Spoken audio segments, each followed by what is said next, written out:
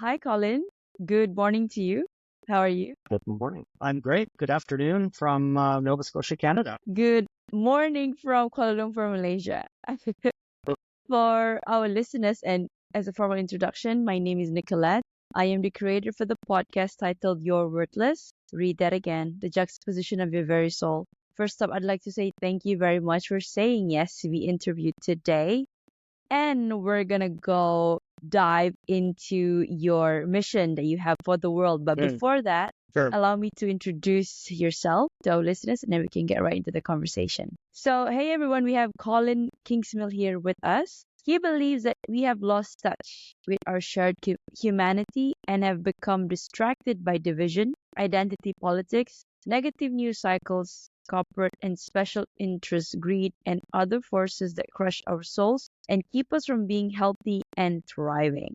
Now, Colin is on a mission to help people rediscover their humanity, live in integrity, be fearless, become free from suffering that is holding them down. This way, they remember who they are and who they will be and change the world.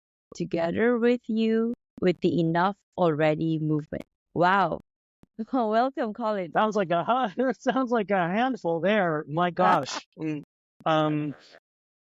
Where do I start? Yeah, that's me. That's me in this chapter of my life anyway. Yeah. Okay, why Sounds don't like a we lot. start from I mean, I love it. It's like it's music to my ear because this is what I have come to learn over the past few years as well as I went through my own journey. So, why Yeah. don't we start with what was it like growing up as a Colin Kingsmill? Yeah. So that's an interesting question, hey. I had a really fascinating upbringing because my mother was Swiss and my dad is Canadian, so I got to see really kind of two worlds at the same time. And so I grew up between both of them, and I think it gave me a wider angle lens on the world.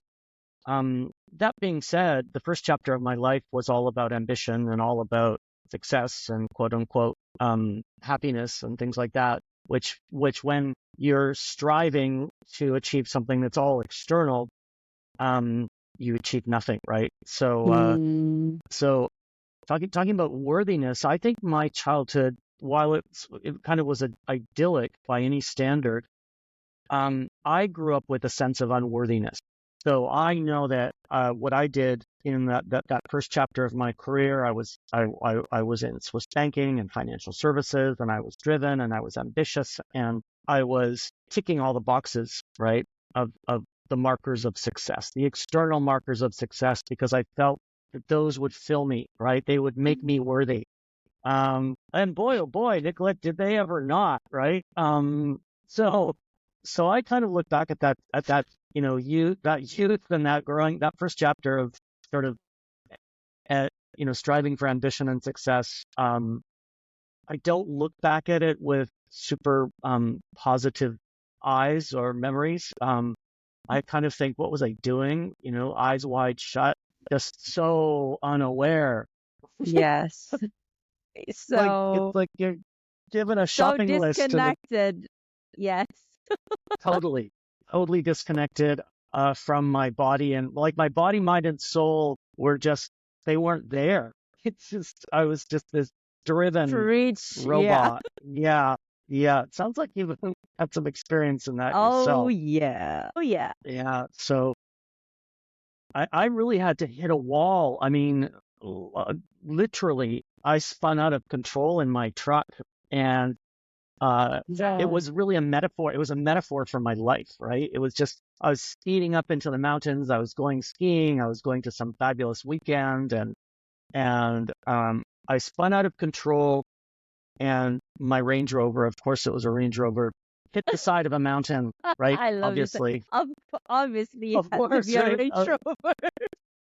Had to be, but I hit the side of the mountain, and I didn't hit the lake, which Wow. I was like, oh, okay. I think this is a wake up call, Mm. to change, because I was, all the I'm sure you have heard of and know of all the markers, right? That like the depression and the anxiety and uh, the really just sort of the manic nature that you can turn into when you are sort of striving that Yeah, the much. burnout. But Mm-hmm. the burnout, yeah, that's another great one. Depressed, anxious, burnt out, and eating and drinking too much, and yeah, it's perfect. It's a recipe for disaster, I love how you right? are so cordial about this right now.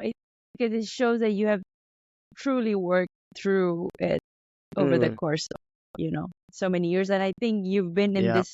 in this enough already movement for about 2 decades now, 20 years. Wow. No, I Uh, mean that's just starting. Enough already is just getting going. I have been in international development for 20 years, and I had to get out of financial services and get into something much more tangible. And that was chapter two. And chapter two, I call it all about all moving from shelf development to self development, right? So Self uh, development? Why yeah, self development? that's when all the books are on the shelf, right? But you're not really like You're you're not not really applying. internalizing them, right? It's like, Right. oh yeah, I read the you know I read the contents and I know what it's about.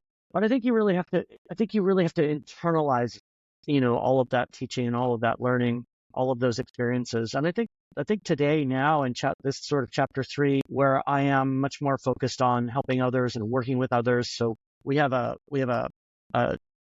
corporate and team and leadership development company with whole human coaching. Um, well, I do one-on-one coaching with my coaching business, and now with enough already, I'm trying to wake people up, right? To remind them that we're all human beings on this one rock, right? Mm-hmm. That that if you can live in integrity and be who you really are, you can avoid the things like depression and anxiety and burnout and all the other mental health challenges that come with that disconnection between who you really are and who you're portraying. And my third kind of thing is fearlessness, and if you can take your humanity, because that kind of repositions everything, right? It's like makes you think twice about what you're doing and how you're treating others and how you're treating the planet, and live who you are. If you start to become fearless, I think the possibilities really become unlimited for you, right? So it's like untether yourself from the guilt and the fear and the 25 other um, ways that fear manifests itself in society and in yourself. And to me, if you can do that, that liberates you to be who you really are, right? To be, and that's why I say remember who you are, because you're here for a reason, and the reason is not to sit and get drunk or play games or be medicated or be depressed. Life doesn't have to be this way. So that's really the mission that I'm on, and that has taken 20 years to kind of get myself to that place of, oh, now this all makes sense. So that's why I'm on this mission to help people accelerate, right? They don't have to take all the time I did and read all these books and all those books and all the books in the other room. It's like it's simple actually. Let's yeah, it's simple. We can help you get there faster to a Okay, I place of know I kind of jumped straight into chapter 3, but I want to go back to chapter 1. Can you give us a sure. summary of what happened in chapter 1 and then chapter 2, and then we're going to tie it back to now, Okay. chapter 3? Sure, sure. So chapter one was all about sort of early childhood development and going to university and things like that. What happened in my life, and it's nobody's fault, but Mm. I was the weird one. I was the quirky one. I was the kid that didn't fit in. We lived, uh, you know, kind of remotely. So I grew up in an orchard and then I grew up in a forest on an island. So I didn't have a lot of social connection and social contact.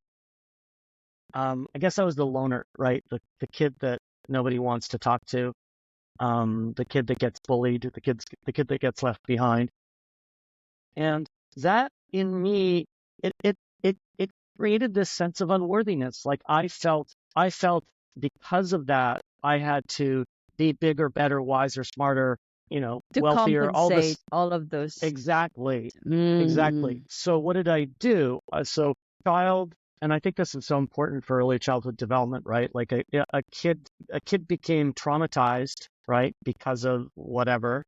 Um, I brought that trauma into adulthood, and that trauma made me, get a triple major, Bachelor of Arts. Then it made me get an MBA in wow. international finance and international marketing. But I had to do that in Milan, Italy, right? Because I just couldn't do it at a regular school. I had to have the newest cars that just arrived in the production lot. I had to have Keyword had to. yeah, I had to go to Milan to go shopping and Dolce Gabbana and all right. Wow. I mean, it's incredible what a little bit of conditioning or trauma or whatever you want to call it, but that part of my life made me feel like I was unworthy and I had to compensate. And when you compensate, you kind of go full, well, I did anyway, full on to the other side, right? So I went to university in Switzerland and I hung out in Lake Como and I had, uh, New Year's Eve with Lee Iacocca and then George Clooney's villa, like all this stuff and things. Or, Giorgio Armani opened a restaurant in Milan, and of course I had to go because he was at the door. And it's like, it's just all this obnoxious striving and searching and wanting that was all external to fill that void, to fill that core wound of unworthiness. I searched outside of myself, and it took that spin out of control moment, that sort of almost like having a spiritual awakening at that time, to go, oh my God, it's all wrong. Like it Enough literally was already. The spirit was enough saying to you, already. enough already. Totally. It was just like, it was, and it happened over a weekend, Nicolette. I was like, I'm like, that's it. I'm quitting my job. I'm quitting my company. I'm giving all this stuff away. I had a mountain of, Italian suits that I would wear to my banking. I gave all of that away. I gave, watches away to my cleaning person. I just, I just shed myself of all the trappings of the quote unquote success. And I decided to move back to Vancouver, British Columbia Wow.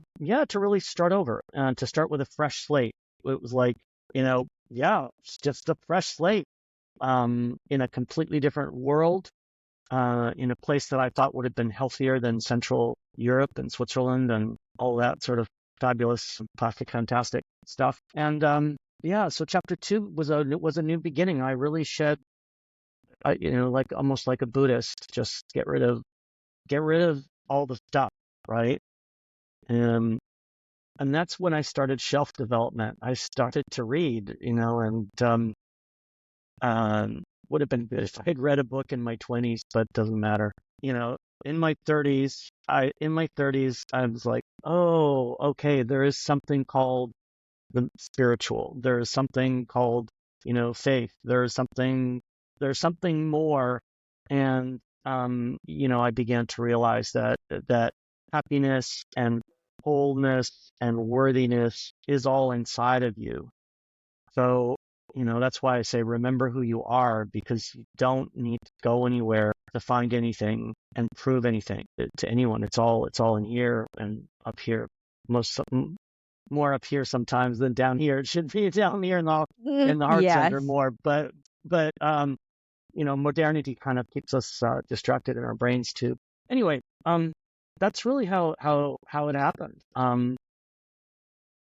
It was, just a lost soul, an empty soul, searching for meaning at in Milan boutiques. So, wow. I mean, I had my fair share of chasing material things, but of course, I did not go to like Como. The cars, yes. The items, yes. Uh, Yeah. and I too had a rude awakening. I Mm. think for me it was a divorce, my divorce. Oh, And then right. I threw myself to working because at the time I was at a Mm. prestigious firm and I'm like, okay, relationships not working, let me focus on the pentacles, the money. and then Oh, there you go. yeah, there you go.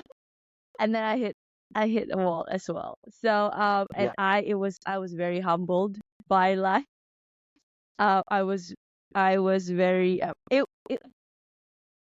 I was it was such a shameful thing to think back and Yeah. remember that, gosh, what was I thinking? Like, why was I always trying to go against the universe? Like, it's Mm, like you wanted it to be your way, or um or nothing else matters. It's just, but there is a higher power, but deep down you felt like, oh, there's nothing he or she can do about it. This is free will. I'm choosing to do this oh, right. until, oh yeah, right, yeah, until I got humbled. So I think I started, mine was back in 2019, and Mm, of course COVID was also the part of the whole shakeup, right? yeah. And still here right now. So it's about what, 4 years, 5 years, and that's actually the impetus of my podcast, because Mm,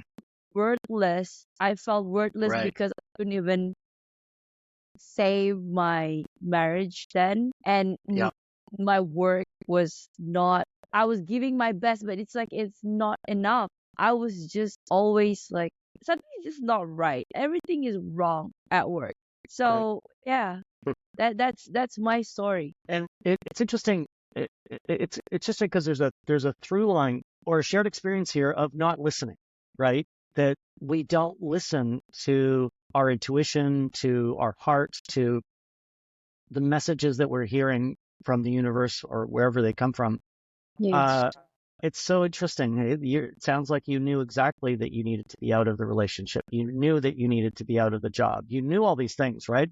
Mm-hmm. I'm probably more aware than me, actually. So it's interesting we don't listen. And there's great resources out there like Gabor Mate, his book, oh my gosh, I'm blanking on the name. When the Body Says No. That's such a great resource Mm-hmm. for anyone that is in a moment like this of going, or like a moment like you and I were in of this, what am I doing here? Like, why is this happening? And then you tell the stories in your head, right? I'm not worthy. I'm this and I'm that. But that's a very good book. Gabor Mate actually is one of, I don't know if you know him, but he's such an icon, right? Yeah. In this space of recognizing some trauma, recognizing some stories and habits and being able to break them down. I love doing that, deconstructing to reconstruct. Yeah.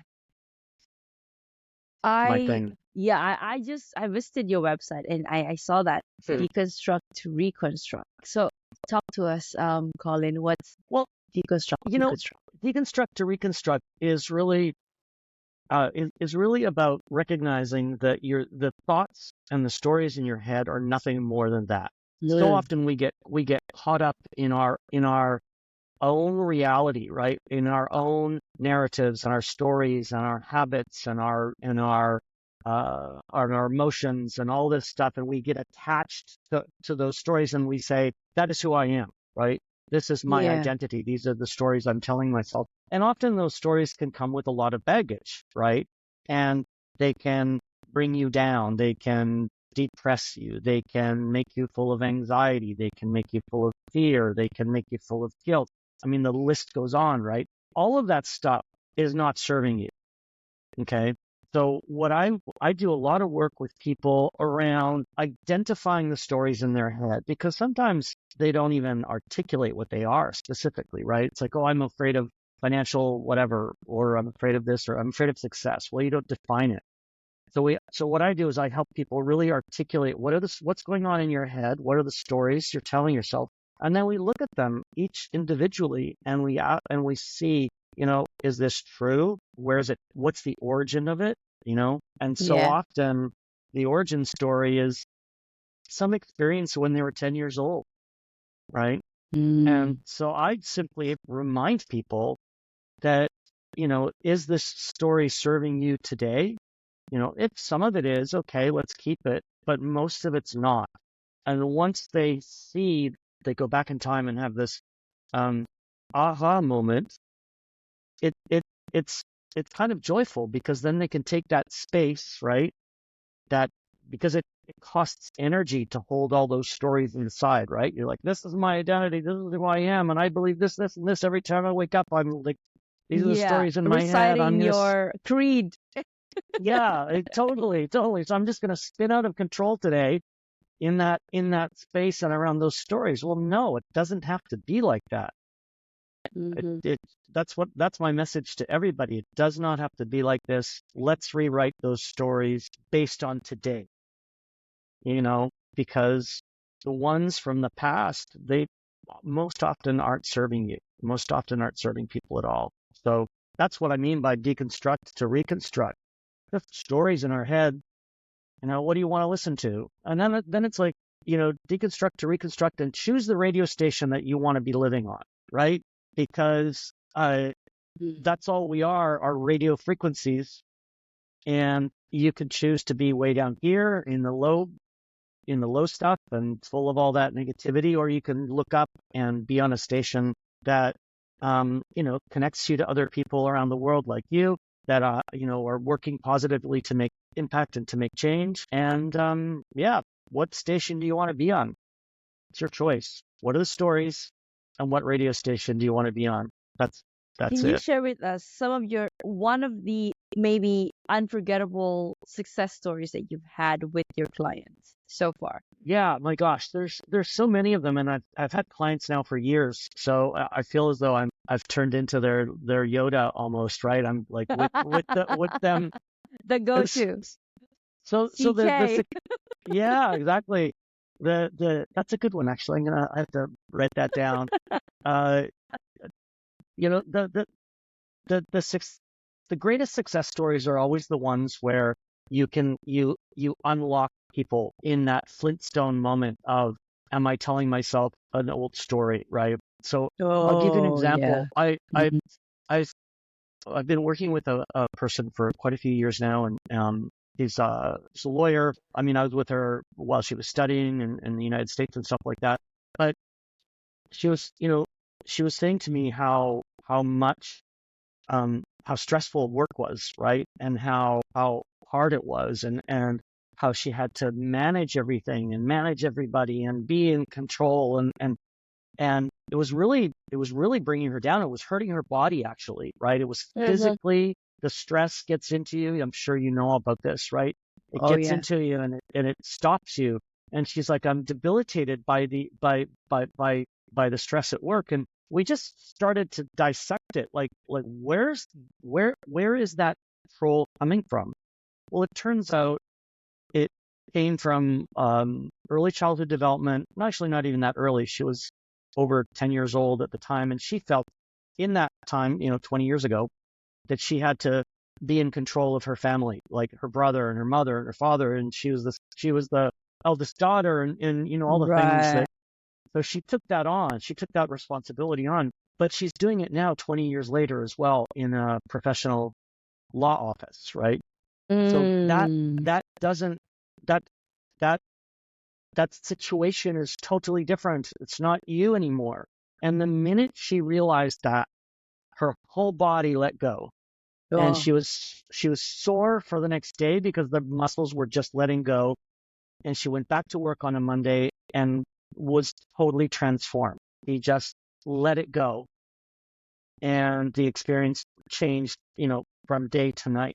So it's those little experiences, right? It's those pivots in the road that might not seem like they're big today, but you do a 1 degree pivot or a 2 degree pivot today, and you're going to be way off over there in the future, as opposed to where you were headed. So I love those moments of people just, knowing that they can always come to me and we can unlock something, dissect it, and don't use it anymore. Don't need it. Mhm. So Mm. those are the best. Those are the best, really, for me. Yeah, and in teams and in leadership, it's when people realize that they are already leaders, that there's nothing to Ah. fix, that they're that Oh, it you know I it's love that. inside of them. So all I'm doing there is I'm just kind of shining a light somewhere Mm. where you might not have looked. Mhm. So those are great moments too in leadership and in sort of leadership development where somebody it pops, they're like, I don't have to, 10x things and read every business book out there. It's inside of me. Again, here we go, like recurring theme, right? It's not out there, it's in here. So yeah, those would be the two things for sure. I love that. I love that. Because I also just left my 9 to 5. So right now Oh, I'm good. in the process of building my own practice as a hypnotherapist, and Oh, I wow. coach. So yeah, and also Brilliant. thank you. And I've been getting a lot of insights, like really Mm, golden nuggets mm, from my guests, you yourself included. And thank I you. sometimes when, like today, I am, because when you're in this practice, you're no longer with 9 to 5, you're on your own, right? And it is a scary experience. And then when you're putting yourself out there, especially when your peers are, nobody in your circle has done this before, but you have seen somebody else do it, but they're outside of your peers. You sometimes you become, how do I say this, you're like a deer struck by the headlights. It's like, okay, Yep, what do I do next? What do I do next? sure, Like, I don't want sure. to, I want, you want to help because you're very clear on your mission, you're very clear on your purpose. But Right. then sometimes that noise, or just that tear, but then you just gotta have to push through it and maybe take one step at a time. And mostly it's the projection of what you think the society will think of you. But then if you see on LinkedIn, like everybody else is just like posting their own thing, they just want to get themselves out there. So Uh, why are you scared, right? Like that's how I'm telling myself, like, and there's nobody else like you here on earth. You're one of you. So your essence is needed and you're unique. So just, even though you haven't figured everything out, just put it out there. Just put your content out. Damn it. yeah, exactly. Do it. Just do it. I mean, Yeah, just do the it. the the amount of times that I have said yes to something, right? Uh, Not knowing what's next, like not Colin, I is did that for my so good. marriage, Colin, and it just not turned out well. I was like, uh, I mean, there were signs, right? And then my dad was like, "Are you sure?" And then I was like, but then in my head, I'm like, if I don't take this, what, it would be a what if, like 5 year down the line. So I might as well. And then, I mean, this is where I am now. This is the result of the action or the choice that I made at the time. But then Right. again, I always bring it back to focus. It's like there's actually no failure, to be honest. It's just a redirection to where you're Well, supposed to be. exactly. I mean, without failure, you don't learn anything. There's no lesson, right? Yeah. Mm-hmm. That you yeah, I just asked, I guess the question to ask is, do I want to stay contained in this little old box that was my story, like yours of Mm-hmm. marriage or 9 to 5 or whatever, or do I want to be expansive and grow? And what's the cost to me, right? And I think the cost Yeah. of staying small and the cost of staying confined to a marriage that's not working or a job that's not working is so much more than letting go and being expansive and saying yes and trying and failing and possibilities. But in the latter, I think you are alive, right? You Yeah. right? Whereas Oh, in the wow. Thank past you you. weren't, right? It's like, so I think everybody deserves to live in that state of expansive aliveness, as opposed to Mm. drugged up, with coping mechanisms and medicine and shopping or drugs or whatever your coping mechanisms are, right? That's expensive on this, Mhm. right? Mhm. And it makes people sick, right? It's dis-ease. It's you being not at ease with who you really are. This idea, and then you medicate it and you tamp it down and you bottle it up or whatever. It's not Mhm. good for you. So Wow. I think you're the message that I needed to hear today because Oh, good. I, Good. I needed that expansiveness, that that comment. Thank you. Yeah. Because Yeah. we're limited, unlimited potential just waiting to be explored and manifested into reality. Totally. So yeah. There's there's a lot of work to be done. The world needs people that are fighting for good, you know? Mm-hmm. Mm-hmm. Yeah. Lots of work out there. Anyway, sorry. Okay. No, no worries. I would love to go into the space of suffering. What are your thoughts on suffering versus freedom? Well, again, it's all in your head, right? And it's the label you give things from the mind work that's happening, right? So to me, suffering is being tethered down, right? Mm-hmm. Tethered down in situations where you are not being your true self, or you're not comfortable, or you're not who you are. And so when I say untethering from suffering, it's really taking down those stories and taking down the tethers. You know, those tents, right? That's what I mean by like you're The held down the by hook. the suffering stories. Yeah, the hook. Um, and it does not have to be like this, but it does start in your head, right? The stories and the narratives that you're telling yourself about your sense of self-worth, and or about your abilities, or about who you really are. You know, we have 70,000 thoughts a day, right?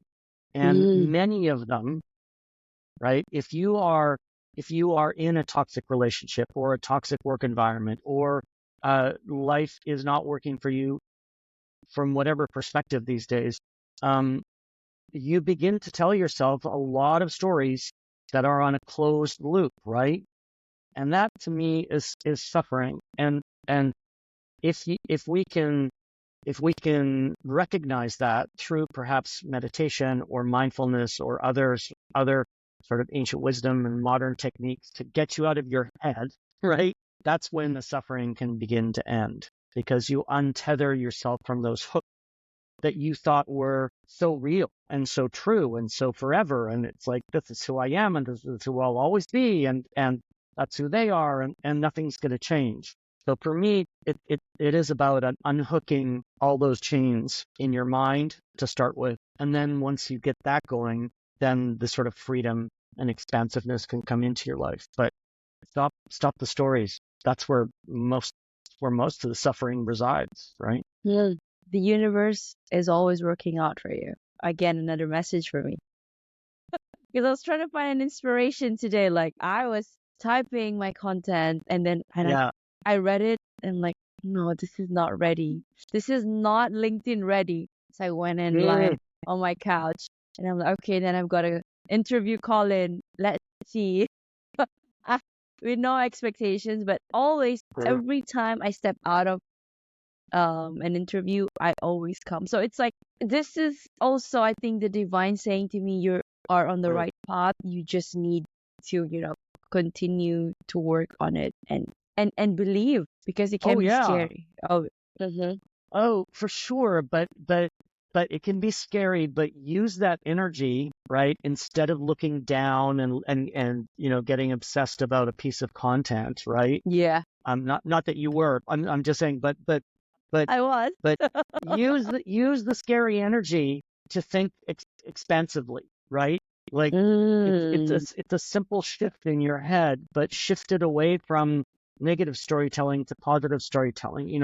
Negative ideas to positive ideas. What is the opposite of what I'm thinking right now? Like, play with this. We're supposed to play in this world, and we don't do enough of that, right? yeah. So, Oh my God. you know, Yes. and Slay. and Yeah. maybe right. Maybe your LinkedIn post, maybe you should put the original up and say, look at this piece of garbage I was going to put out. What made me, how, and you could talk about the experience of making it from bad to Oh, good. yeah. There's That's nothing actually a better. good one. I was contemplating yeah, just really telling the story behind it. Yeah, that's what people want to Whoa. hear. That's right. Oh my People, gosh, Colin, thank you. you're welcome. Anytime. I can come back anytime. Yes, I will. I would love to have you on for season number 2. Yeah, sure. You're actually the third person I think that we're gonna do. Well, one guy we're gonna do every season, like not like our seasons on podcasts, but spring, summer, fall, winter. I hang out with him once a season. Um, Nice.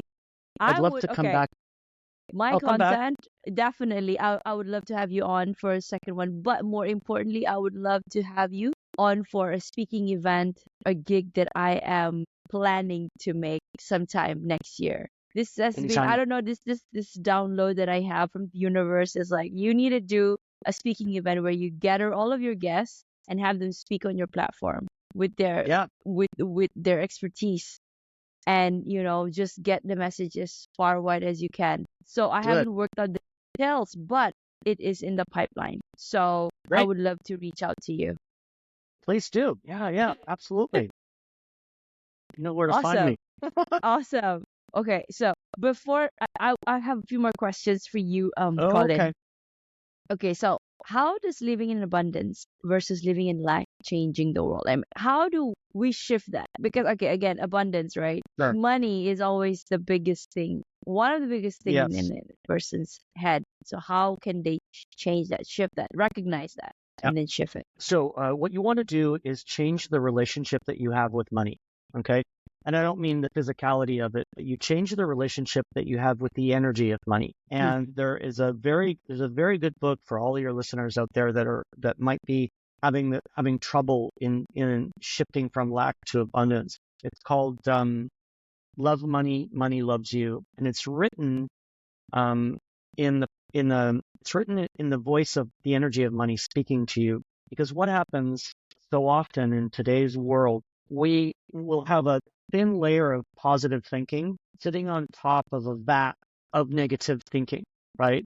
So on the one hand, you'll have your positive affirmation on the wall there in the office, but in your head, you're telling yourself 100 things about being scared of money, and that money this and there's lack and there's not enough of it, and there's never enough, and people are poor, like all these beliefs, right? Unfortunately, and if you're dialed into something like the law of attraction, all of those messages get heard in the Mm-hmm. universe, right? Mm-hmm. So you can't look up there and read positive affirmation or a book for 10 minutes, but then spend 24 hours or 23 hours and a half with those negative thoughts in your head, because money, the energy of money, whether or however else it's expressed, love, friendship, family, health, all of that stuff, it all comes back to you. So make sure you're speaking to money and abundance and love appropriately, right? Make sure you're being laser precise uh, with your questions, and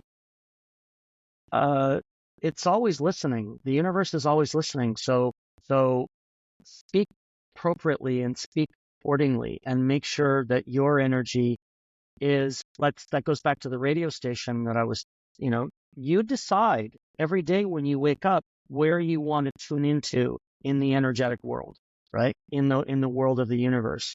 So change the radio station if you're feeling lack or you're feeling fear.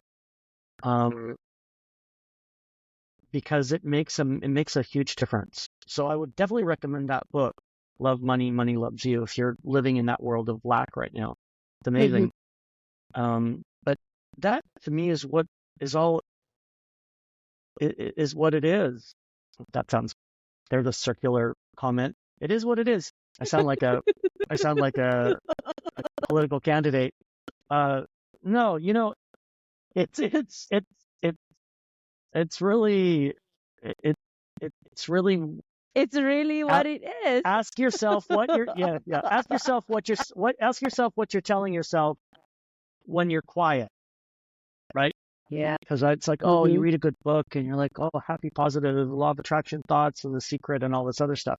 The problem with all of that is that um you see it or you read it once, right? And you think you think you're thinking positive thoughts, but they're really sitting on a whole bunch of negativity. So make sure you are aware of the stories you're telling yourself and the belief systems you're telling yourself, because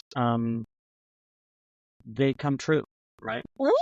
Okay, I've got this fire within me. Okay, I'm gonna Good. post it out tonight, Colin. That's Right? awesome. And then That's great. tomorrow again, new one, new one, new one. Okay, Perfect. yes, Good. I'm glad we had this conversation. me too. So, Colin, what are you working on presently? At the moment, I am really uh, working on, we want to change the face of coaching and leadership development. Mhm. With my colleagues at Whole Human Coaching, we feel as though the paradigm, or let's just, how do I say this? I think coaching and leadership development no longer reflects the complexity of our times and doesn't look at people holistically, right? So Mhm. what we've been feeling in the last couple of years of coaching and team coaching and leadership development, it's like a little bit like going into an emergency room, like where, a professional comes in, a CEO or whatever, and it's like emergency room triage, right? And then we send them Right. out, right? Uh-huh. So, but that's not enough. We don't want to be an emergency room, right? For a team You're or gonna a be the leader or a CEO. the Yes. So it's wellness much, center. it's really this kind of taking coaching and leadership development, which has been really kind of in these tracks and just going wider. Like, how can we look at you holistically as a human being, right? How is your nutrition? How is your well-being? What is there ancient wisdom that we should look at? Are there indigenous teachings that we should look at? And really kind of spanning ancient wisdom to modern science in working with people, because honestly, like even leadership development courses, people come in and it's like, oh, rah, rah, rah, and then they leave and they're still as burnt out as before and Yes. depressed and lateral violence and teams that are like eating themselves apart. So that's what we're working on now is reimagining the world of coaching and leadership development. I love that. Yeah. I love that. So is that gonna go like into the future? Like what is next for you? The next steps are my colleagues are coming here in 10 days or so, and we're gonna sit outside in nature and map it all out. So we're right now we're mind mapping on Zoom, right? Because we're Uh-huh. across Canada. So Right. so so yeah, I'm gonna get off screen and get in person, map it out, and My start to God. shake things up. I love it. I can feel the energy, like the excitement coming. Oh, that's good. That's awesome. I'm glad. Uh, I mean, this is something that I could definitely learn from you as well as I'm building my own practice, right? Like right. I Sure. truly resonate whatever that you were saying. Like it is like it's like an ER thing, and then off they go, and then what Yeah, happens then we don't know. So it's like exactly. it's good that you're seeing it holistically, and also Yeah, I am naming my practice as holistic lifestyle, Nick Nyar's holistic lifestyle. So it's like, yeah, living holistically. So, ah, okay, yeah, this is and the sign. that's great. And that's a very good I think that's a very good approach because we you can no longer have a half hour of hypnosis or an hour long coaching session No, and yes. and think that it's enough, and Mm-hmm. I think that's great that you're thinking more holistically. You're thinking about because the industry needs change, I think, um, and it needs to get less models and more humanity. Um, Yeah. so I don't know what that looks like exactly, but you know what I'm thinking. Yes, I get you. Whew, awesome. Awesome. Well, that was So, fun for a Monday morning for me. It's not yet, Colin. I have few more oh no, questions for you. yeah. I'm not going anywhere. I Okay. just yeah, it was fun.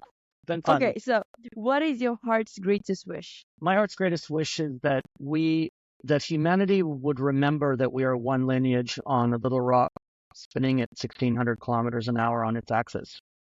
And if we begin to do that, I think things like conflict and division, and even things like the healthcare industry or the pharmaceutical industry or the food industry would be the world would be a better place if there was more humanity in corporations, more humanity in life, and we recognized um, the division that has been created in the last few years, thanks to social media, I think, is crazy. It's like I'm this and I'm that and I'm like everybody's got to be special, right?